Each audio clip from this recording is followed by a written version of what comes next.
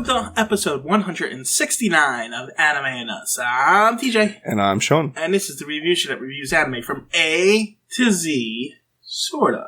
Alright guys, this episode we've got Re-Zero, Starting Life in Another World, also known as Re-Life in a Different World from Zero, or simply as Re-Zero apparently. Anyway, the light novel, which is essentially the manga, was written by Tappei Nagatsuki. So a light novel is more of an actual novel with very few, illustrations in it.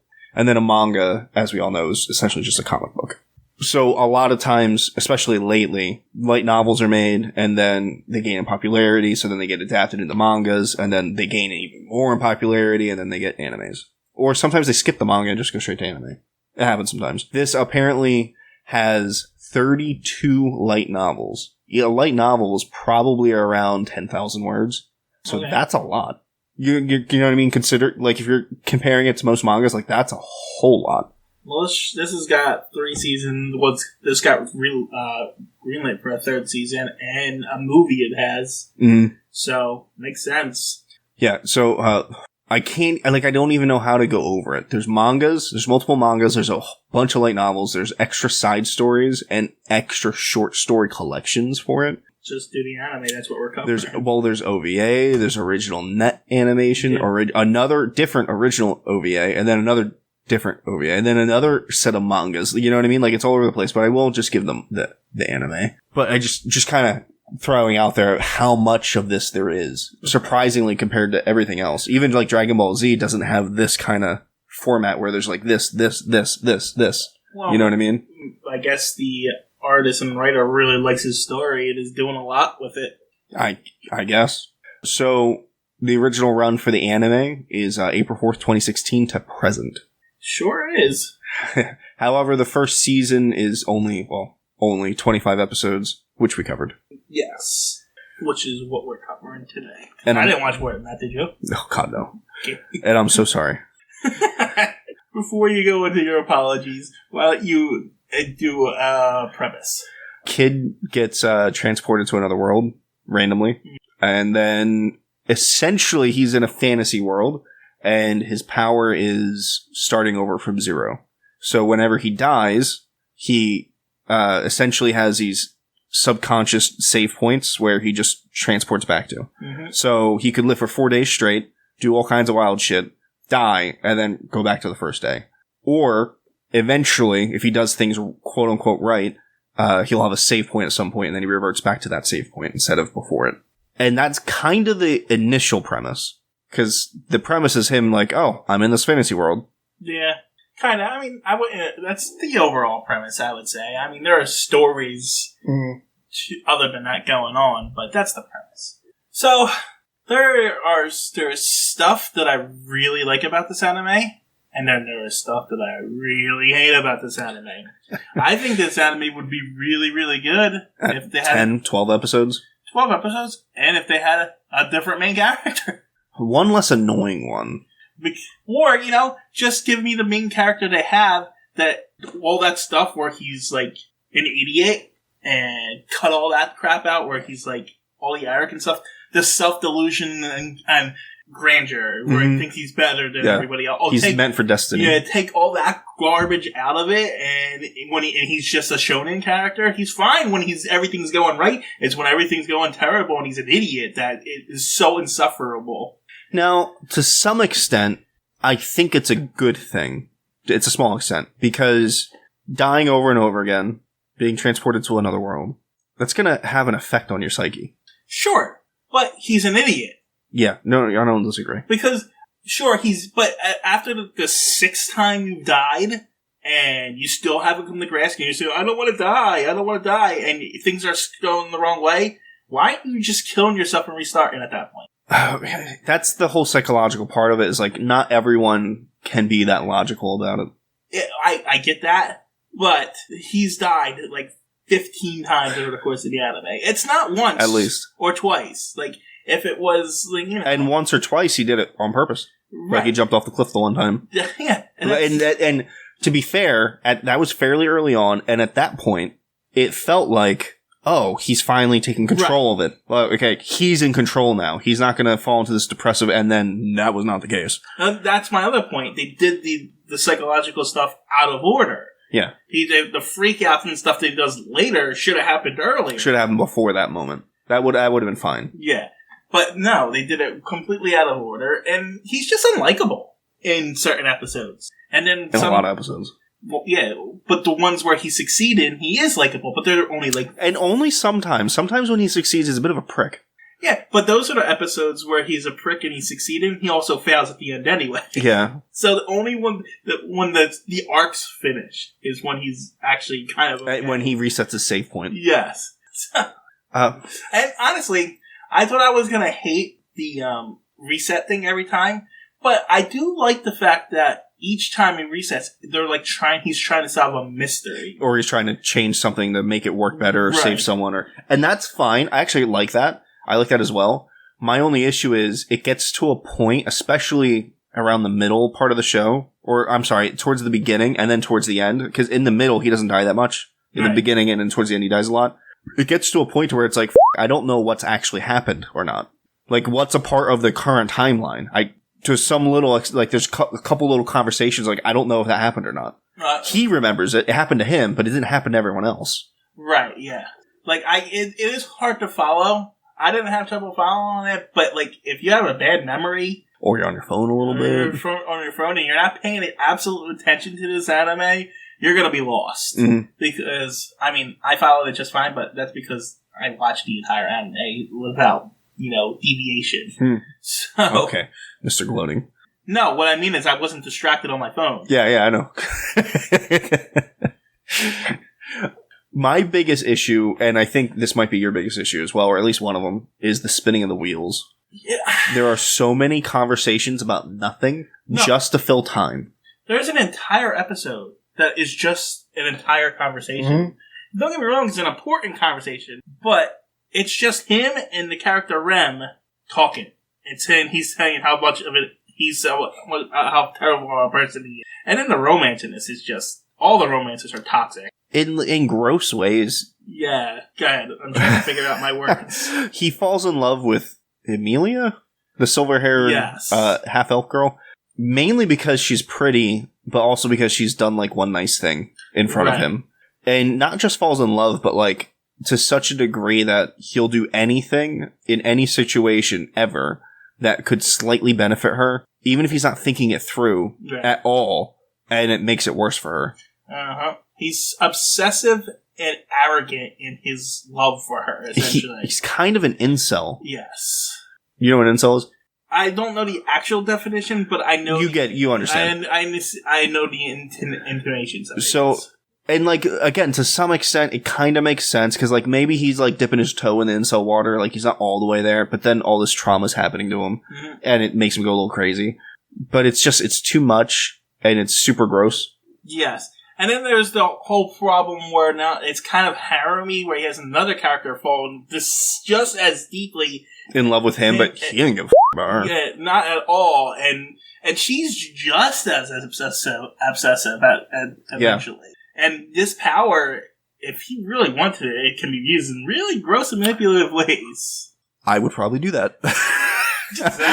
I'd be walking around with a razor. Let's do this. Cut myself. Let's do that. Cut myself. Not in a bad way. Not in a rapey way. Yeah, have you seen, This Is the End? With, oh my god, Seth Rogen and James Franco and all those guys? No. So, essentially the world ends. It's apocalyptic, and a lot of people go to, it's the, where they go to heaven. What's it called? Paradise? No, obviously, but like, what's it called when like you're chosen because you're good, you go to heaven? Oh, you're, I forget what it's called. Anyway. You're taken, I mean, I don't know. Yeah, but it's a specific word, it's just on the tip of my tongue, I can't think of it. Anyway, that happens, so like everyone that's left on Earth isn't worthy. Mm-hmm. They're not necessarily evil, but they're not worthy. Right. And like, they're all there in a house, and it's all famous people playing themselves, which is hilarious. And then apocalyptic demons and shit outside, everyone's dying. And then like Emma Watson's running across the street, so like they let her in, and they give her own room, and they're all like whispering as they're walking away, and then they stop, and they're talking about how like, alright guys, elephant in the room, no one can rape Emma Watson, like, and they all just start having this conversation about it. And then, and then she like notices, and it's really funny, but like not a rapey vibe. I don't know how I got onto that. That's a good movie though. That's why Shawn doesn't have superpowers. I had a reason to bring that up. I'm sure you did. You don't remember what it is though. Nope. So anyway, the movie's not, or the TV show's not that great. It's like, here's the worst part. It has potential. I see why people like it. Yeah, so do I. Like, I get why it's popular. It's just... Everyone's also super polite to each other. I hate when animes do that. Yeah. Like, people don't talk like that. I mean, it's a fantasy world, so... Even in no one talks like that. I mean, it is a little ridiculous that, you know, even bitter enemies are kind of, like, nice to each other and stuff like that. I don't know. There's a white whale. Yeah. Technically 3. Technically 1. Technically 1. That erases people. I don't know what's up with that. The allure seems to be cool, but I just don't really dive into it. You know, a lot of animes seem to like the author comes up with a premise and then runs with it and doesn't stop. Yeah. Like they start making chapters and releasing them, and they don't stop. They don't ever they shouldn't have released that soon. They should have waited and built the premise bigger. And they should have, or if they started making them, they should have went on pause, on break, and, you know, built the world up a little bit more. Because, like, a lot of these, they feel kind of hollow, where it's like, all right, this is happening. We're doing this. All right, that's happening. Or they're explaining things halfway through, like the whole spirit thing. Yeah, the story needs a couple more drafts and a bit of editing. Yeah. So, you know, I think you're right. I think it's because they have to release it weekly or... stuff like that. They're just doing it and cut whatever's coming to their head, and they're not really... Oh, that'll be a cool thing to do. Yeah, they're not developing their world and making it make sense in a real way. Mm-hmm. It's almost like they're running a D&D campaign week to week. You know what I mean? That works great if you're, you know, if that's what it is. If that's what they tell you it is, that's kind of fine. Right, but like, you know, because a dungeon master or a game master has to adjust to their players' whims every week. So it's like they gotta figure out what the story is going to be this week now because my guy just killed my main character. So someone in our group was a little bit like this. I'm not going to say completely, and I'm not going to say their name. I'm going to ask you if you know who they are. Someone who looks through all the books, makes the most powerful character they can, and then shows up and expects the DM to just know how their abilities and all that stuff works, even though they're probably pulling from 2 or 3 different books that the DM probably doesn't have, not just the main book. Mm-hmm. And then is like, they sit down and go, okay, entertain me. Not, let's interact with the world, not let's, you know, play and role play. Entertain me. Show me something fun. Who do you think that was? My instinct is, I don't want to say his name on air.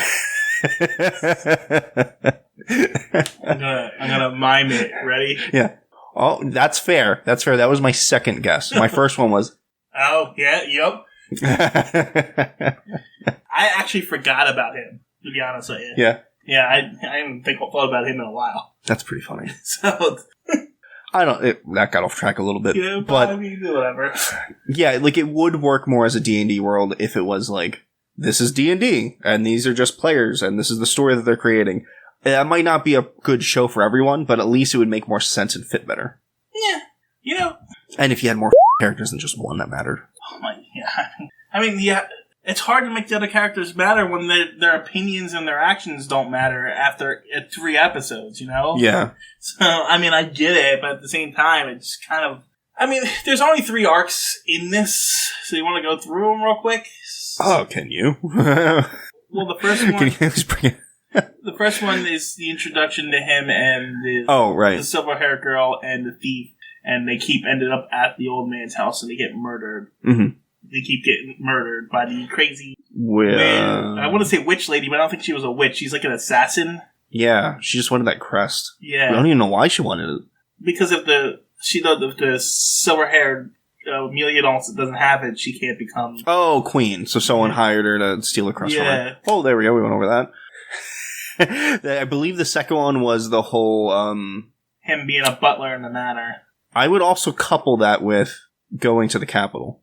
And I would say the last arc is the whale, and then all the witches' cult.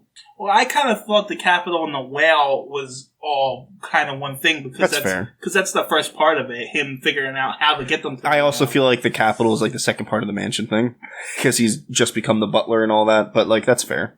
Well, I guess it's half and half because she leaves him at the capital. Mm-hmm. So when she leaves and goes, that's when his save point goes. Mm-hmm. But yeah, so the second arc is he decides that he wants to be a butler. He gets a favorite, and he's an idiot. Well, he decided to work there or live there. Depends on which version of his life. But essentially, he decides to start living there and work. So he's a butler. And then someone's killed him.